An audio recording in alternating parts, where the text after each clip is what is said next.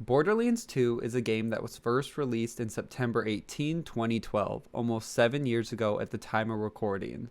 So how did this follow-up to the fan favorite Borderlands 1 reach mainstream success and go on to be in the top 20 of Steam's top-selling games of all time with over 11 million copies sold?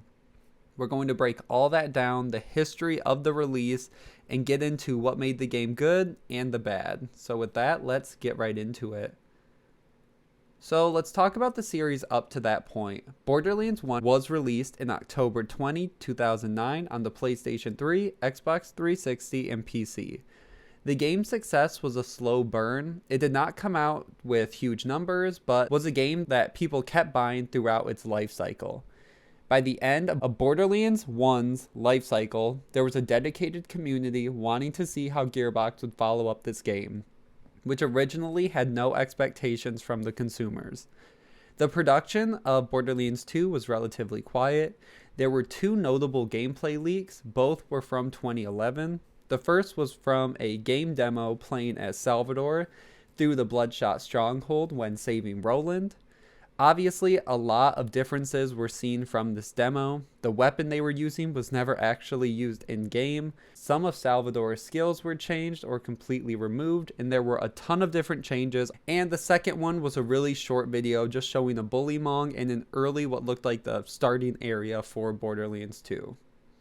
Randy Pitchford actually mentioned how much more pressure there was on them this time around making this game, having reached relative success with Borderlands 1 and what they would need to build upon the franchise. So you under more pressure? Because Borderlands, so like first time around, everybody didn't really know what to expect, and they got something brilliant. But Yeah. the expectation level surely. I'll tell you, it is. It's a lot of pressure because the bar is really high for us, and we can't just be happy with meeting that bar. We have to find a way to exceed it. Fortunately, because Borderlands was so succcessful, we've been able to invest a lot in the building of this game. So it's bigger and better than ever before. We've really doubled down on all the kind of experience stuff, how big the world is, how much variety there is in the world, and how compelling the story is. We really doubled down in our investment in storytelling as well, and the kinds of things you do to progress the plot. We've also taken all of the formula that works in Borderlands and really amplified it. So if you love collecting loot or growing your character, you're going to find a lot more choice and a lot more discovery, and it's all it's just bigger and better stuff. So we're really excited about it. Obviously, this parallels a lot of what's happening now, from Gearbox wanting to build upon Borderlands 2 and now trying to make what we think is Borderlands 3, but that's a whole nother video. The game was finally released and was very well received, as building upon the original while also adding enough new features to stand alone in the current market and make a splash in not only shooters but games that had loot.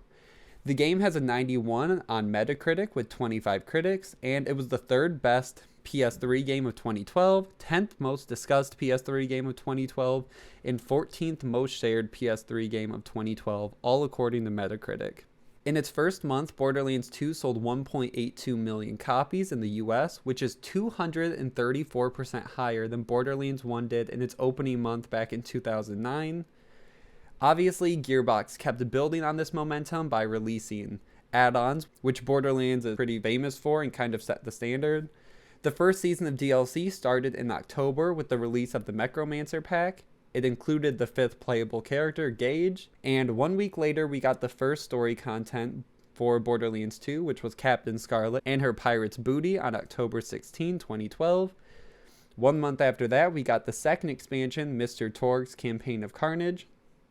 2 months later, in January of 2013, we got the third campaign add-on, Sir Hammerlock's Big Game Hunt. Then in March of 2013, Gearbox announced the Ultimate Vault Hunter Upgrade Pack, which raised the level cap in-game from 50 to 61, and added a third playthrough difficulty called Ultimate Vault Hunter Mode. They also announced the 6th playable character, Krieg, as part of the Psycho Pack, but was not included in the Season Pass for the game, and was later released on May 14. The fourth piece of downloadable content was actually leaked by the former Borderlands writer Anthony Birch, who made a tweet, and in the background you could see Tiny Tina's Assault on Dragon's Keep official logo, and some concept art of Tina could be seen. In response to this, Gearbox actually confirmed the DLC, and it was later released on June 25, 2013. And with the release of Tiny Tina's Assault on Dragon's Keep, it was a high point not only for the series, but quickly became a fan favorite DLC and set a very high bar for Gearbox to fill in the future. By that point, unfortunately though, Gearbox had been limited by the console's memory limitations. They still wanted to release new content for the game, but weren't able to have the sheer size and scope they previously had with the additions in the past. But Gearbox was able to adapt to this by releasing their Headhunter packs. Each Headhunter pack represented a holiday and started in October for Halloween with TK Baha's Bloody Harvest, followed by the Horrible Hunger of the Ravenous Wallow Gobbler in November, and then went on for How Marcus Saved Mercenary Day in December. Originally, Gearbox only announced that they were going to launch 3 of these packs, but either due to popularity or financial reasons, Gearbox released 2 more in 2014. The first being Mad Moxie and the Wedding Day Massacre in February, and Sir Hammerlock versus the Son of Cromarax in April. These Headhunters were substantially cheaper than the traditional add-ons, but still found a way to add new areas, new enemies, and new things for the players to have, even though at this point it was 2 years past the release of the game. And people thought for the most part this would be the end of official Gearbox support for the game in terms of large pieces of content. But Gearbox did have one last big event in October of 2014, which was the Borderlands 2 $100,000 loot hunt. It gave 3 parts for the community to have each week. There was a target, a bounty, and a goal. Each week, an item was given to a new character for a chance to drop, and a certain number of enemies had to be killed to reach a community goal. Along with that, guns were buffed, and each week an in-game host was given by different playable characters. So Tina and Torque were hosts one week. It really showed a lot of people how well Gearbox can put together a community event and how much thought and energy went into making sure fans had a good time and kept the replayability going. And the event actually ended up getting extended into November. Then in 2014, 2K came out and announced that Borderlands 2 became their best-selling game ever, and it shipped more than 8.5 million copies and launched the looter shooter genre into the general market, and has led to a lot of companies attempting to replicate the Borderlands success formula.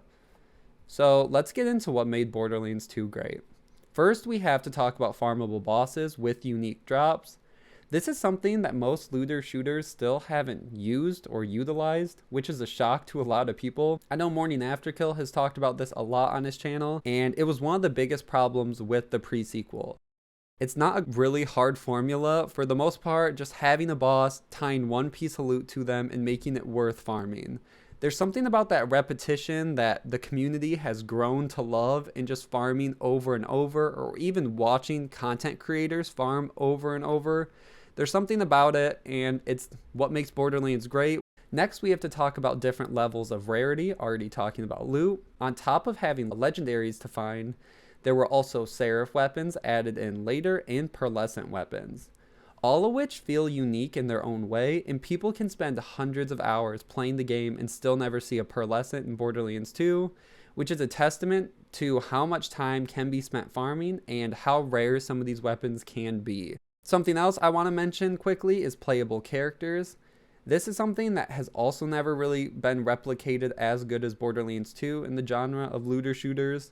Each character playable in-game feels unique enough to play through separately and have different experiences. All the skills don't feel like clones of each other, so playing as different characters, the different melee overrides, the different weapons they utilize, the different elements all feel unique and make it worthwhile playing through and trying to get to the capstones. On top of that, the game is truly playable, fully multiplayer or solo. You aren't forced to do anything with a group. Even all the raid bosses have been completed solo. It's not necessarily easy, but it is possible. And I think a lot of games could learn from this. You aren't forced into doing anything multiplayer. If you want to, you can have friends jump in, but there's no pressure. You aren't missing out on anything by playing the game solo. Something else that I'm a huge fan of is that the game was not made with PvP in mind, or Gearbox just didn't throw it in at the end. That's become a common thing. A lot of companies will just throw PvP in for the sake of adding replayability, which Gearbox has never really been about, and instead gave the players PvE replayable content. Gearbox knew what they were doing and added raid bosses, added farming. They added different mechanics that made it way more interesting. And now people spend hundreds, if not thousands of hours farming, playing the game without any sort of PvP, which is something a lot of games still are striving for. Let's next go on and talk about difficulty in game. It was a choice basically. Even though the highest achievable level was OP or overpowered 8, a lot of players are fine with staying at 72 or the low OP levels. But if players want that extra grind, they can go all the way up to OP8. And the OP levels were polarizing in the community, but it did give the players extra difficulty that's not always available in a lot of games. Next, talk about the story and characters. They were all memorable and unique. Even though they weren't all fan favorites, they still left an impact, and enough new characters were added to fill out a bigger roster. And it's kind of jarring to see how many characters now are part of the Borderlands universe and how many can be called by names by fans of the series or even just general fans of the series. They didn't rely completely on characters from the first game for nostalgia or the story, and were able to create new characters to get fans interested in and to hear more about their stories. So as we're getting close to the end of the good, let's talk about the end game. The game had multiple raid bosses if people wanted to play that. And also, if they didn't just want to fight a single boss, there was Digistruct Peak. If instead they wanted a more traditional, hard endgame content other than just playing through the story on a harder difficulty. So Gearbox definitely tried to diversify what people could do at the end. If they didn't want to farm, they could fight a big boss. If they didn't want to fight a big boss, they could do Digistruct Peak. So a lot of options, a lot of different things for players to take part of. And the last part, and what I would argue one of the biggest things, is the community. Obviously, the impact of Yo is still seen and cannot be ignored as one of the biggest community factors behind Borderlands 2. He brought in the Call of Duty community at that time and basically fostered and created the blueprint for how people make their channels around Borderlands 2 now. People still talk about his legendary guides, all his guides, his videos, and you can see that still resonating in the community all these years later. But after that, there was Morning After Kill, Baru, Gathalion. They were all huge and instrumental in building up the game and each carving out a space in the community for themselves, and that the Borderlands community can have multiple different creators all strive and make their own content and keep the game relevant, which is something really cool. And they also set the standard of what multiple big creators can look like in this game. So a lot of good there, but there were some bad. We all love the game, but we have to acknowledge what could be fixed with future installments, or maybe just wasn't always popular at the time. These are more opinion for sure, and people definitely have their own ideas, so this isn't 100%, this is just what I kind of gather. So let's start with balance and nerfs. A lot of people were upset with how Gearbox decided to balance the game. Any type of loot game, there will be certain builds and weapons that become very strong and define themselves as the best in slot, what people should be using, how to beat the raid bosses very quickly. But Gearbox would nerf these almost to oblivion basically, and players were upset because they saw the game as PvE, so player versus environment. So having strong weapons or a strong build doesn't upset any PvP meta. This is still kind of up in the air. Some people will still fight for it, saying there's no PvP, why not just let the characters get as strong as they want to? But for a lot of these, they were glitches or not working as intended. So the Evil Smasher, that was a glitch, and that wasn't how the weapon was supposed to be used back in the day. There were other changes, like the conference call B-Shield very early on when that was best in slot. Everyone needed it. It was working as intended, but it was just too strong for the game at the time. On top of balance, the characters weren't all balanced equally, and certain skills became completely useless and not viable at endgame. Axton was notoriously seen as underpowered by the community, which wasn't completely justified. He can be fine at high level, but just how people saw him compared to the others. Gage also could have problems slightly, and a lot of people only relied on Anarchy for her. All the characters had problems. Krieg had dead skills, Maya had dead skills, so it's something that Gearbox I think definitely worked on when they made Battleborn, and were able to learn how to balance multiple characters, 20 plus characters into one game and still make it PvP viable like they did in Battleborn. So we'll definitely see vast improvements from that in Borderlands 3. For endgame, loved the raid bosses and how many options they had, but there were a lot of people who wanted more heavy raid mechanics.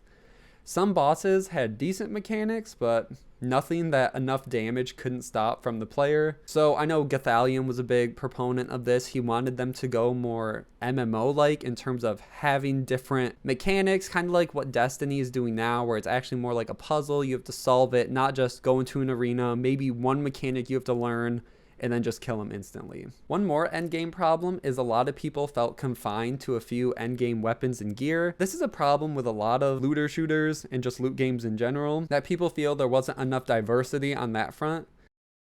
There are a lot of different ways. You guys can see the really good players, all the different builds that they're able to use and destroy raid bosses.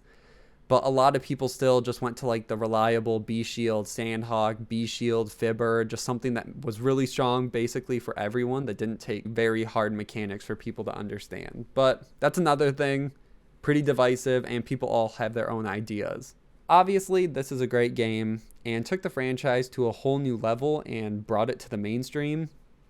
It's still seen as the standard for looter shooters and is compared to current games when Borderlands 2 came out 7 years ago, and continues to sell like crazy, and people are playing it every day. It's been ported now to current gen consoles and still has a strong player base and community. So that's where I'm going to end this video. Thank you guys so much for watching. Like and share the video, subscribe for future Borderlands content, and I will see you guys in the next one.